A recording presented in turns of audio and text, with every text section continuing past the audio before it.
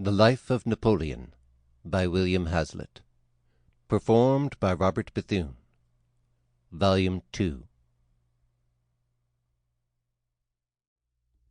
A note to the listener.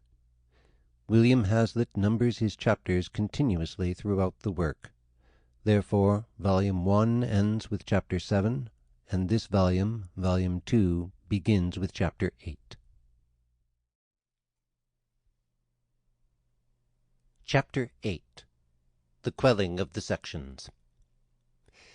If a nation of a species lower than men had undertaken a revolution, they could not have conducted it worse than this of France, with more chattering, more malice, more unmeaning gesticulation, and less dignity and unity of purpose.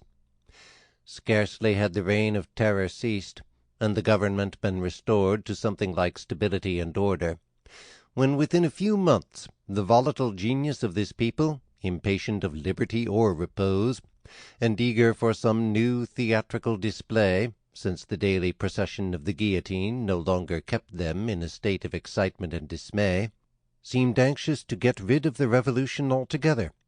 By way of interlude, decked out the youth of the city, la jeunesse dorée, in the Shoan uniform, and instigated the sections to revolt against the Convention with a view to restore royalty.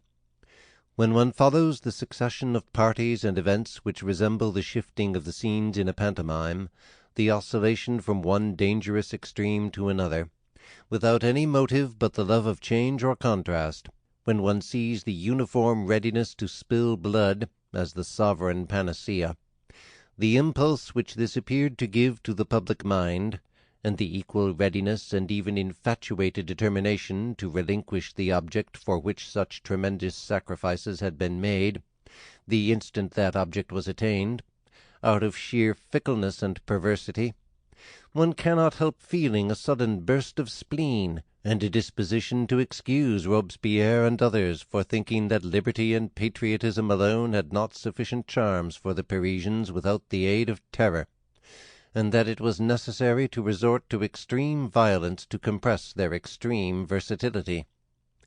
Again, Bonaparte, who was at Paris during the time of this reaction, must have been struck with the folly and extravagance he witnessed, and might then probably have come to the conclusion, on which he acted afterwards, that a people so prone to vanity and mischief might be led by the love of glory and conquest to maintain their external independence, but were as unfit as possible for the enjoyment of a system of regulated and constitutional liberty.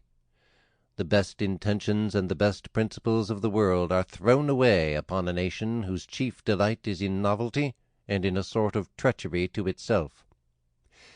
The first inclination of the popular party, after the death of Robespierre, was to keep up the revolutionary tribunal, and continue nearly the same system under different auspices. But the scheme failing, things took a totally opposite turn. The 63 deputies who had been proscribed for protesting against the expulsion of the Brisotons on the 31st of May were first recalled to the Convention, and afterwards all that remained of the victims of that day. The violent party had lost the assistance of the Commune, the principal leaders of which had fallen with Robespierre, but they still had the support of the Jacobins and the Faubourgs. The Convention closed the sittings of the one and disarmed the other.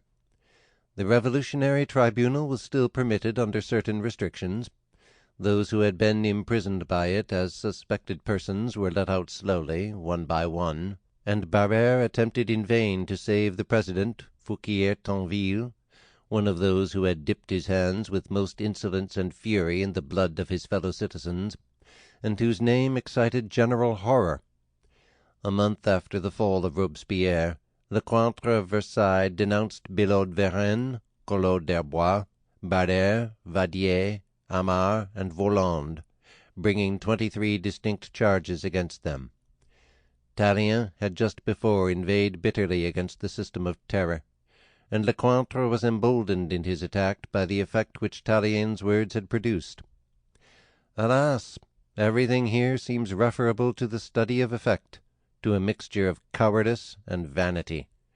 No fixed principles, no steady convictions, and determination. Sample complete. Ready to continue?